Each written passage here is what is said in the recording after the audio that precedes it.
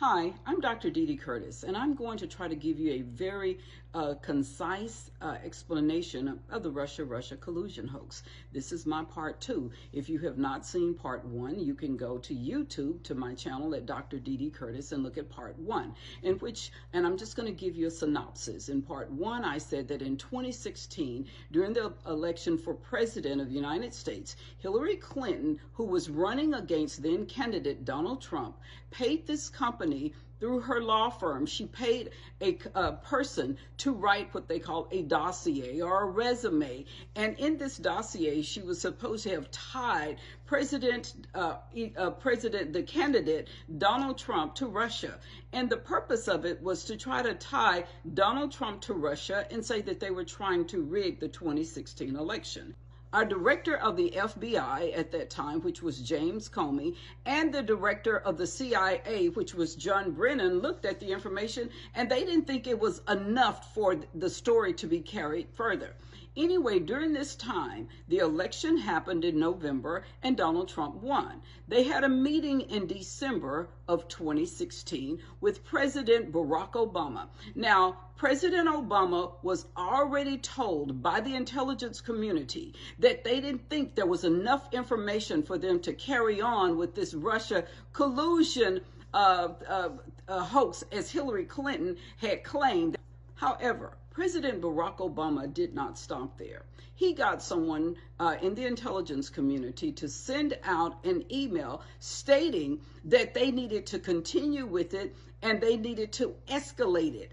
Therefore, instead of dropping something that he was told that, and if you can see from the emails, he was told that there was not enough information, or they didn't think it was enough for anything to happen with it. As a matter of fact, it looked like they assumed that Hillary fabricated it. But President Obama did not stop there. He took this information, and instead of him stopping this campaign to smear President-elect Donald Trump, he continued with it.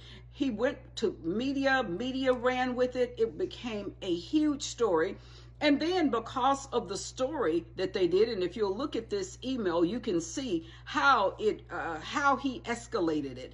And then I'm sure that by now everybody knows about the Russia collusion hoax.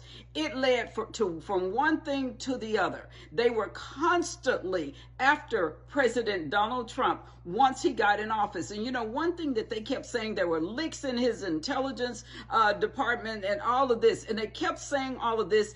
And I mean, they use it to totally smear them, to smear him. Not only did they use it themselves in the intelligence community, they got media to grab onto this information, and media ran with it. And therefore, this huge Russia collusion hoax took place from something that they knew from the beginning was just something that a person made up about her political opponent.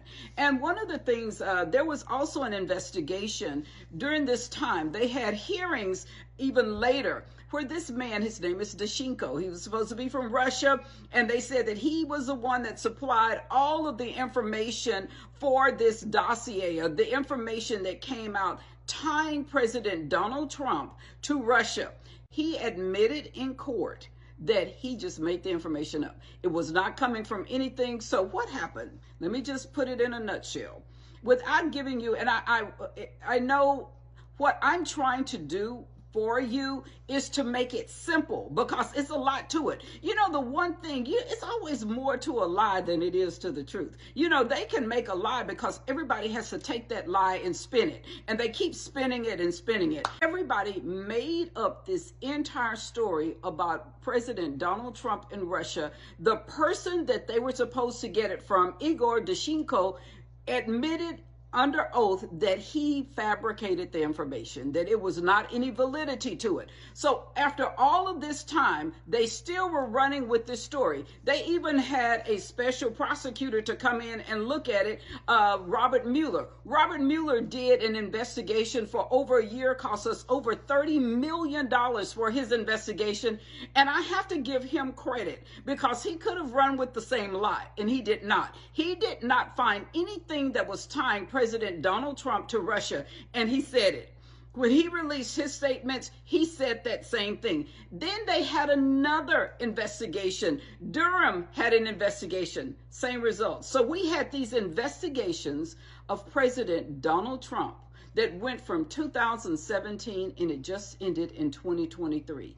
And all along, all of this information was fabricated. None of it was real. It was a story. And as I said, a lie can take a whole life of its own. And that's what happened. It started off with a person creating or fabricating information on a political opponent. Hillary Clinton fabricated this information. She paid someone to create this dossier. They got information from Igor Danchenko. The dossier was just fabricated. And they continued with an investigation. They had two different special counsels that investigated. One of them was Robert Mueller. Robert Mueller cost the taxpayers over $30 million, came up with, we don't have anything. He did not fabricate. And I am so surprised that he didn't, because as it was going on, all you heard every day were media outlets saying that Donald Trump had a relationship with Russia. We heard this over and over and over again. And then you had also Durham, who came up with the same conclusions, that there was no relationship between Donald Trump and Russia. All along, CBS, ABC, CNN, MSNBC, the New York Times, the Washington Post, all of them had story after story after story tying President Donald Trump to Russia when the entire thing was totally fabricated. The reason this is so important for Americans is that we cannot let this happen again. I don't care who it is, under what circumstances, and it doesn't matter to me what political party the person belongs to. We cannot have anybody running for office that fabricates information to take down their political opponent. Even if it's a county commissioner, even if it's a governor, this cannot happen. And this is the most important thing that every American should get out of this. And that's why right now they have Tulsi Gabbard, who is the director of national intelligence, has created a strike force to investigate this. And we hope not only that she say to investigate, but also to go in and prosecute people for creating this that took so much time, so much energy from a sitting president of the United States. It took all of the time from our national intelligence and all of the time from our national media, who should have been telling us stories that were true news that really happened in our country. The next time on part 3, please stay tuned. I'm going to go after media, because media helped create something that was devastating to our country. Anyway, thank you for joining me.